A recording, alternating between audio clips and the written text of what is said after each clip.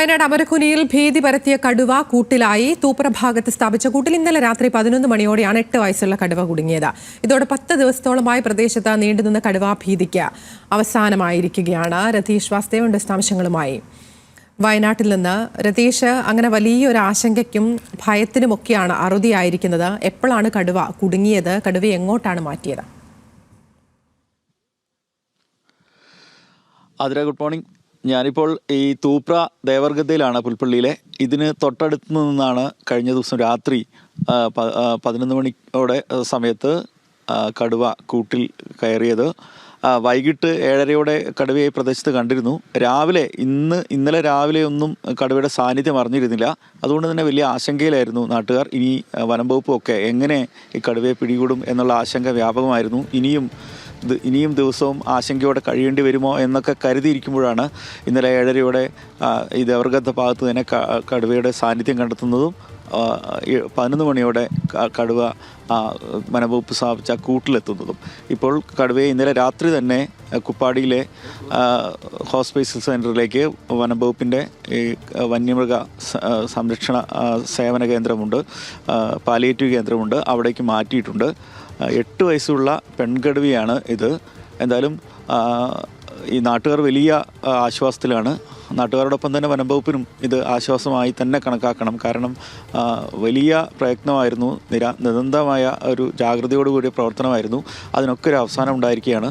ഇപ്പോൾ നമ്മോടൊപ്പം ഈ ദേവർഗദ്ദയിലേക്കുള്ള നാട്ടുകാരും പൊതുപ്രവർത്തകരൊക്കെ ഉണ്ട്. ശിവേട്ട, എന്താണ് ഇപ്പം കുറേ ദിവസമായല്ലോ, 10 ദിവസമായി, എങ്ങനെ കാണുന്നു? ഇപ്പോൾ വളരെ ആശ്വാസം തോന്നുന്നു. ഭീതി ഒഴിഞ്ഞു എന്ന് പറഞ്ഞാൽ കഴിഞ്ഞ 10 ദിവസമായിട്ട് യാതൊരു തരത്തിലും എല്ലാ തരത്തിലും നിശ്ചലമായിരുന്നു. കൃഷി ചെയ്യാൻ പറ്റുന്നില്ല, സ്കൂളിൽ പോകാൻ പറ്റുന്നില്ല, ആകെ പ്രശ്നങ്ങളായിരുന്നു. എല്ലാ കാര്യങ്ങളും നിശ്ചലമായിരുന്നു. കഴിഞ്ഞ 10 ദിവസമായിട്ട് ഈ വനംവകുപ്പിൻ്റെ കൂടി നിരന്തരമായ കൂട്ടായ പ്രവർത്തനത്തിൻ്റെ ഭാഗമായിട്ട് ഇന്നലെ കടുവ കൂട്ടിൽ വിട്ടിട്ടുണ്ട്. പ്രദേശത്തെ ജനങ്ങളെ സംബന്ധിച്ചിടത്തോളം ആശ്വാസകരമാണ്. കാരണം സമാധാനപരമായി ആയിട്ടാണ് ഈ കാര്യങ്ങളൊക്കെ ഇതുവരെ നടന്നതെങ്കിലും ഈ അവസാനമായ കടുവയെ കിട്ടാതിരുന്നതിൽ ആളുകൾക്ക് വല്ലാത്ത കടുത്ത നിരാശയുണ്ടായിരുന്നു, ഉത്കണ്ഠയുണ്ടായിരുന്നു. അത് പ്രതിഷേധങ്ങൾ ഊർജിതമായി ഉയർന്നു വന്നിരുന്നു. ഈ ഘട്ടത്തിലൊക്കെയും വനം വകുപ്പ് വളരെ നല്ല നിലയിൽ ഒരു പ്ലാനിങ്ങോടുകൂടി തന്നെ അവരെ കാര്യങ്ങൾ മുമ്പോട്ട് കൊണ്ടുപോയി ഇന്നലെ കടുവ കൂട്ടിലാകപ്പെട്ടിട്ടുണ്ട്. വളരെ സന്തോഷമുള്ളതാണ്, ആശ്വാസം നൽകുന്നതാണ്. തീർച്ചയായും അത് തന്നെയാണ് പറയേണ്ടത്. വനംവകുപ്പിൻ്റെ സമീപനത്തോടുള്ള പ്രവർത്തനം വളരെ പ്രധാനപ്പെട്ടതാണ്.